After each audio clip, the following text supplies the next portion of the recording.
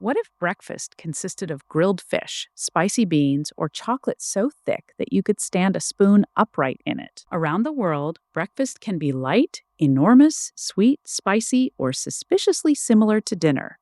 Today, we're tasting 20 famous examples. We'll use one city to picture each breakfast, not always where it began. And by the end, you'll know which plate fits you best. We begin in Europe, where breakfast immediately splits into two very different camps. In London, they start the day in a big way with a full English. Eggs, bacon, sausages, beans, and toast are all served at once because apparently one breakfast plate has to have it all. This isn't the breakfast you grab before a gentle morning walk. It's the one you order when lunch feels much too far away. Paris sees that giant plate and quietly orders one buttery croissant instead. A classic Paris breakfast keeps things simple. Flaky pastry, bread with butter or jam, and coffee strong enough to properly start the conversation. So London gives you a full meal. Paris gives you a small pleasure. But Madrid is about to turn breakfast into dessert. Madrid asks an important question. Why not dip fried dough into chocolate? Churros arrive hot and crispy, beside chocolate so thick it behaves more like pudding.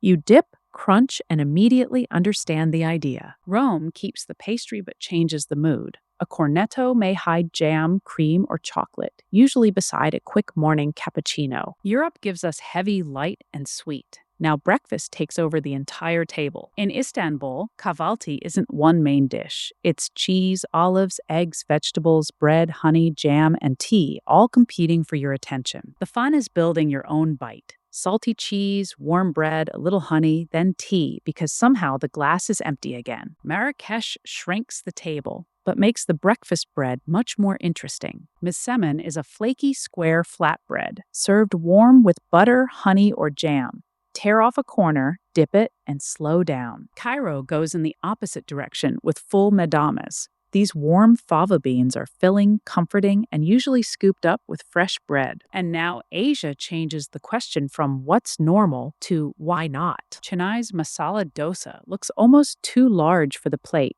but it stays light and crispy, wrapped around warmly spiced potatoes. Break off a piece, scoop up coconut chutney or sambar, and suddenly using your hands feels like the only sensible option. Hong Kong replaces that loud crunch with something soft, warm, and deeply comforting. Congee is rice cooked into a silky porridge. The base is gentle, so toppings like egg, fish, pickles, or fried dough bring the personality. Then Tokyo serves a breakfast many visitors first mistake for dinner.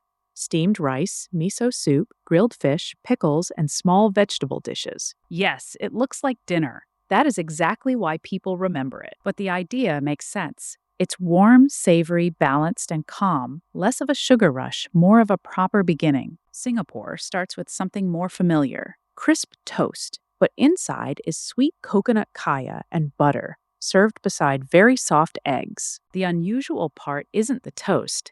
It's what you do with it next. Season the eggs with soy sauce and pepper, then dip the sweet toast straight in. Strange on paper, surprisingly brilliant together. Nearby, Kuala Lumpur's nasi lemak wakes up every part of your mouth.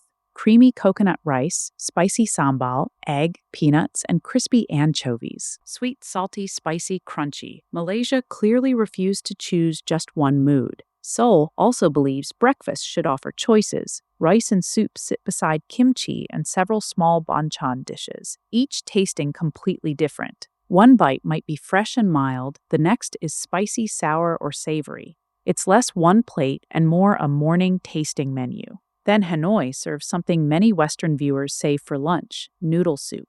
Pho combines rice noodles, fragrant broth, herbs, and beef or chicken. Steam rises from the bowl while the city is still waking up. And honestly, soup for breakfast makes perfect sense on a cool morning. It's warm, filling, and far gentler than it first appears. Across the Americas, tortillas, beans, and cheese begin doing some very clever work. Mexico City's chilaquiles begin with tortilla chips tossed in red or green salsa, then covered with cheese, cream, onion, and often eggs. They're not supposed to stay completely crunchy. The best bite catches that middle point, soft around the edges with a little crunch left.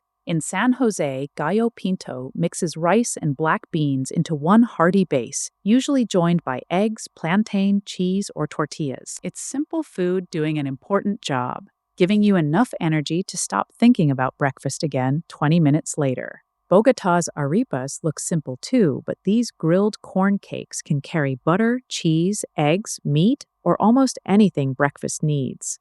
Colombia keeps the outside simple, then changes almost everything hiding inside. Some arepas are thin and crisp, others are thick, soft, or stuffed. That means the same name can bring a very different breakfast. Belo Horizonte keeps things smaller with pão de queijo, warm Brazilian cheese bread with a lightly crisp outside and a soft, chewy middle. They're small, warm, cheesy, and ordering only one is wildly optimistic. Melbourne's modern classic is smashed avocado on sourdough, often joined by poached eggs, feta, seeds, or chili for extra flavor and texture. Austin solves the portability problem with breakfast tacos. Eggs, cheese, potatoes, beans, or meat disappear inside a warm tortilla and travel with you.